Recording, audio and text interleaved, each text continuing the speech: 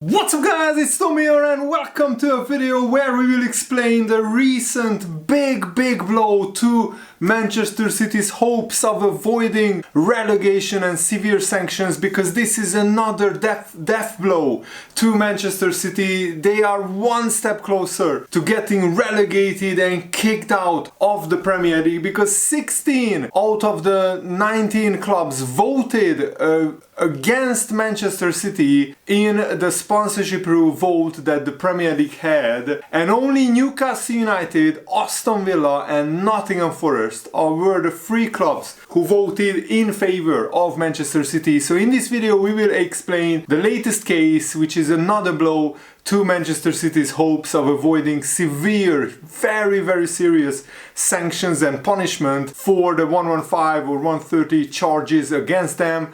And if you enjoy these videos, make sure to leave a like, and if you are new around here, make sure to subscribe, because I cover the Premier League news, I cover Manchester City's case extensively, and also I post daily Liverpool FC news.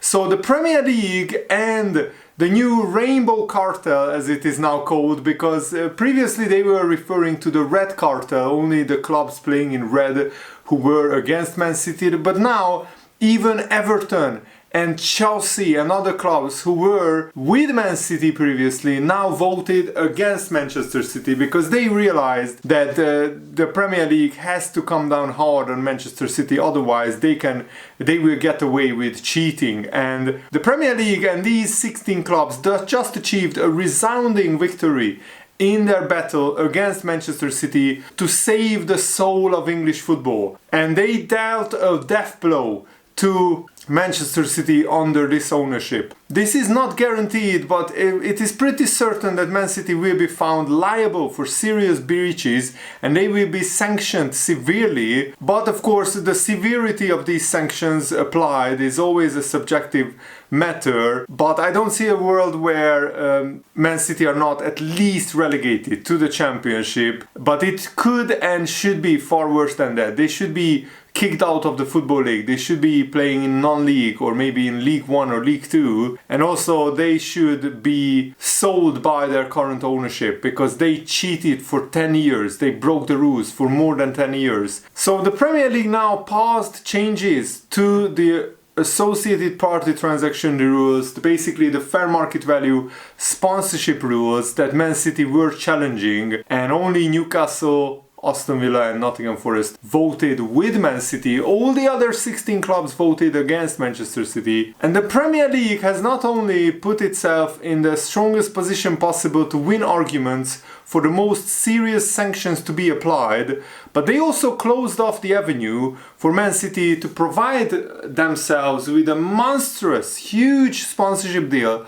from Etihad, the company which has the same owner as Man City have, to weather this storm. That if they get relegated, they could have just got a £100 million sponsorship deal from Etihad, or maybe a 200-300 million pound sponsorship deal, if this vote wasn't passed through.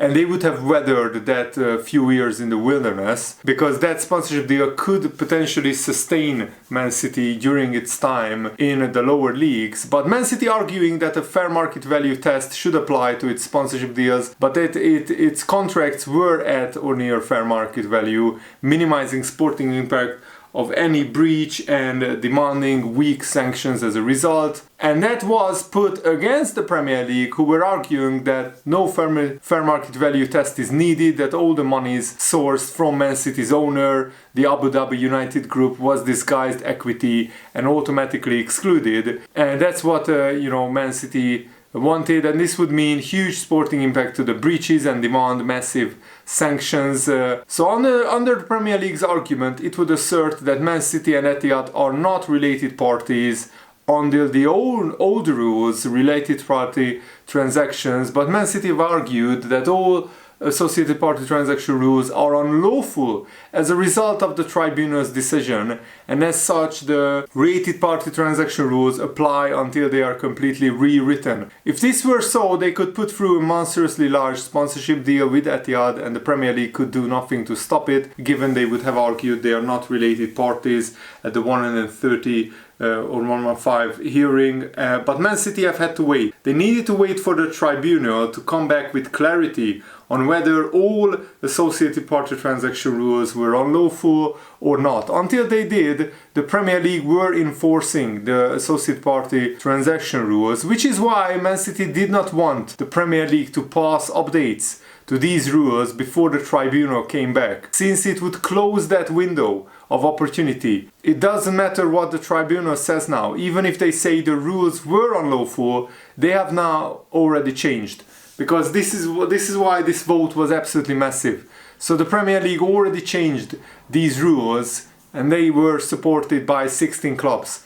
You needed, I think, 12 or 13 clubs to vote in favor of these changes, for these changes to go through, and a lot of people were expecting this vote to be very close, to be on a knife edge, but it was pretty convincing. 16 votes to 4, and these changes to the associated party transaction rules, the fair market value sponsorship deal rules, were passed, and now these new rules are in place. So Man City cannot get a massive hundreds of million pounds of worth new sponsorship deal from Etihad. So they not only are screwed if they get relegated, now it means that this very severe sanctions will be applied to Manchester City, because now the Premier League can say that Man City were in breach of these rules, and they are in breach of these rules for that 10-12 year period where Man City broke a lot of rules, 130 charges against them. That's the hearing that is still going on. So this means that these rules hold, and for Man City to challenge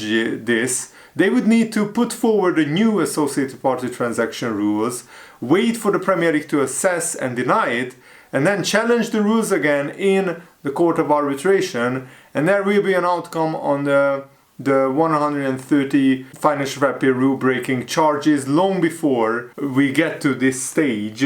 So the Premier League has effectively bought time here to stop Man City securing monstrously inflated sponsorship deals that could not be stopped, which could keep it alive even without Premier League income. So now the Premier League has stopped that avenue, and at the same time the Premier League can ensure it maintains their argument that Man City and Etihad are not related parties, and that all money sourced from the Abu Dhabi United Group must be considered equity and not subject to a fair market value test. This does not mean that the independent commission will rule it that way. It's possible they decide that Man City and Etihad were related parties and the fair market value test should apply. We will have to wait and see on that and any subsequent consequences, but the Premier League has put itself in the best possible position to make such an argument. It's also worth mentioning that the Premier League did not do what was expected here either. It was expected that they would need to fully exempt existing shareholder loans in order to get enough clubs to vote for the amended associate party transaction rules. Instead, they were able to convince the clubs with these loans not to exempt them. Instead, they will either need to readjust their profit and sustainability rule calculations for them going forward, or refinance. For example, Arsenal will either convert its shareholder loans to equity or decrease the profit and sustainability rule headroom by a few million each year. And the fact that all the Premier League clubs were able to, and the Premier League itself were able to convince Everton to do this, despite the problems and pains that it causes Everton, which is larger loan costs and minimal profit and sustainability rule headroom, it just shows how serious other clubs are about stopping Manchester City's destruction of the Premier League. So very, very good news for basically every club apart from Newcastle and Manchester City, who have these billionaire owners who just want to pump money into the club with a complete disregard of the rules. And just to explain this further, because some of you guys might find this a little bit difficult to understand. So Etihad's sponsorship deal with Man City, just in one example here anyway, was £65 million per year. There is evidence through the emails published in the Der Spiegel newspaper and in the Football League's documents, there is evidence that shows £8 million of that money was funded by Etihad and £57 million was funded by Manchester City's owner, the Abu Dhabi United Group. If they are related parties, so if Man City and the Abu Dhabi United Group and Etihad are related parties, a former term under international accounting studies, then Man City to Etihad becomes a related party transaction.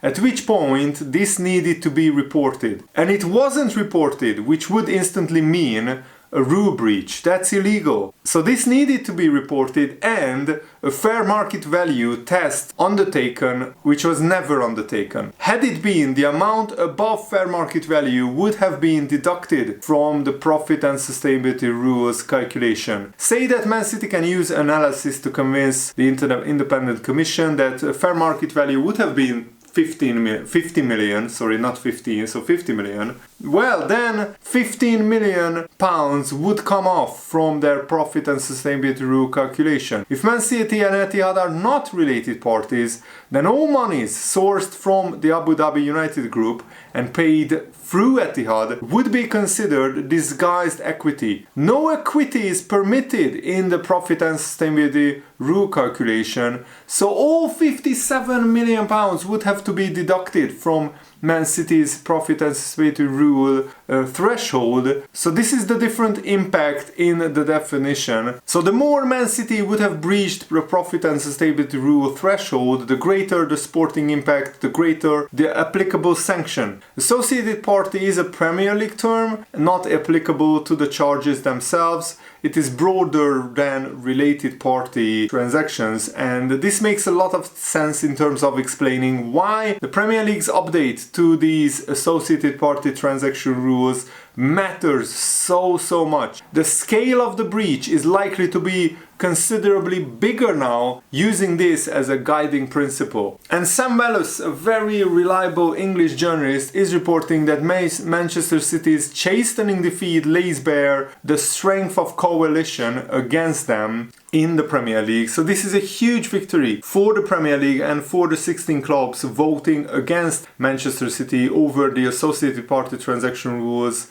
And it is proof that 16 clubs are not in Man City's corner. 16 clubs are fighting against Manchester City. And Man City have written to the 19 clubs directly, trying to run the league themselves, as if they themselves were running the league, the Premier League themselves. The club have rejected the analysis of the Premier League's in-house lawyers. They contradicted the Premier League's public statements. And Man City even offered the services of its own alternative legal hotline. And on Friday morning, Man City eventually got their own answer. And for those in the Man City camp proposing the alternative arrangement, it was chastening. The vote was critical for both what it did to the rulebook and what it signified, because this vote was for the amendment to the associated party transaction rules. So Aston Villa, Newcastle and Nottingham Forest did vote in favor of Man City for reasons that are not yet explicit but might be guessed at. What might give City pause for thought is the breadth of the coalition against them, because 16 clubs are now voting against Manchester City, and it even included their own Man City's own former operations executive, Omar Berrada, who is now working for Manchester United. It included even Chelsea, who of course have part ownership of Saudi Arabia.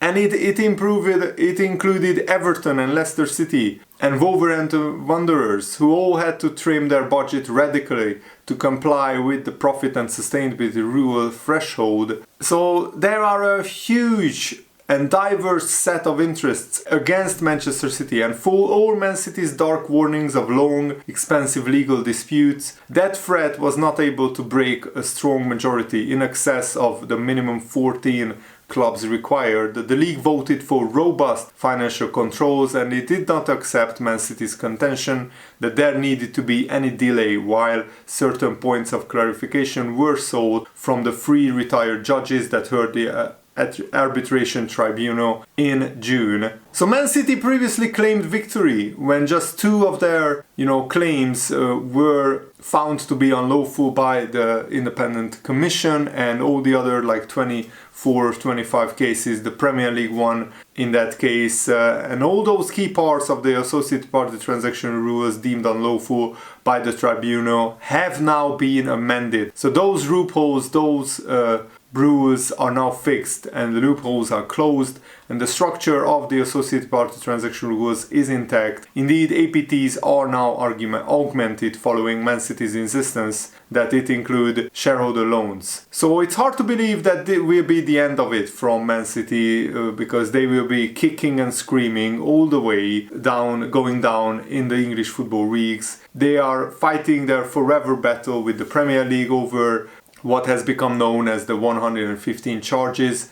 Their legal team is huge, the lawyers are getting paid tens of millions of pounds. And 16 clubs actually read the tribunal verdict, considered Man City's position on the matter, and they judged that for the health of the Premier League, the health of the competition and their own clubs, the amended rules make sense. And there may well be more legal pain ahead. The cost is already considerable when one notes that the Premier League's fees are paid for at source from the disbursements the league makes to its 20 shareholders. There has already been one recourse to the High Court in the key legal case against Man City. That commission hearing continues, and one wonders how many pages the final legal judgment might run to. And this is a clear signal that there needs to be no further expense. That is clearly what the 16 clubs appear to have indicated. Whether Aston Villa, Nottingham Forest and Newcastle have appetite for another round of legal proceedings, it's hard to say, but there certainly seems to be one club that is prepared to carry on the fight, whatever the cost, and it's Man City, because they have unlimited amounts of money, but the other clubs hopefully will pull out of this. I can't wait for Man City to get a very, very harsh punishment. That's my hope anyway. Let me know what you think in the comments below. Thanks for watching, guys. Hope you enjoyed this. Have a nice day. See you later. Good night.